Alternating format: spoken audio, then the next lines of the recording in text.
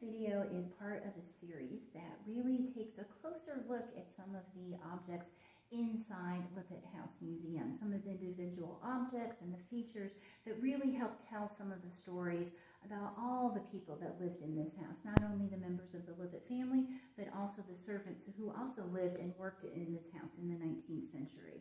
And so one of the objects I think that really kind of tells an interesting story about what life was like living in a house like this, upper class style house like the Lippitt House, is this folding screen that's next to me. We are in the dining room, and the folding screen was used to kind of separate the spaces between the dining room where the Lippitt family members and their guests would take their meals, a very luxurious setting, and separate that dining space, that public entertaining space, from a workspace. Immediately adjacent to the dining room is the butler's pantry, and this is where part of the work of presenting meals to the family and their guests would have been done.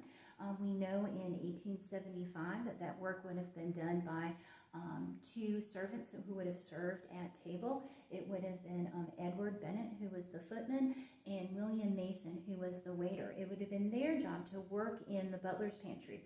Food would have been brought across the hall from the kitchen, and in the butler's pantry, that's where the food would be plated, that's where the dishes would be cleared, that's where they'd be assembled to take down back over the hall to the kitchen to be cleaned.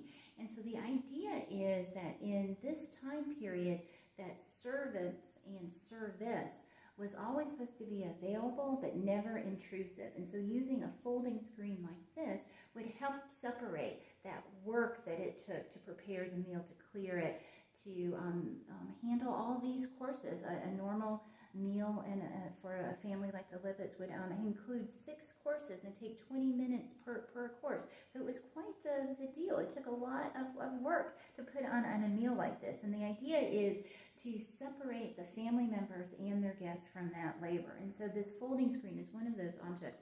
But this idea is incorporated literally into the architecture of the house itself by putting the servants' quarters in the back of the house, putting all the workspaces, the food storage spaces, all those things are downstairs in the cellar, kind of out of sight, out of mind, so that the Lippitt family members, as well as their guests, would not happen upon the people actually doing the work that made life comfortable for them. And so I think that's why I think just this relatively simple looking folding screen is very evocative of what life was like for members of the Lippitt family and their guests.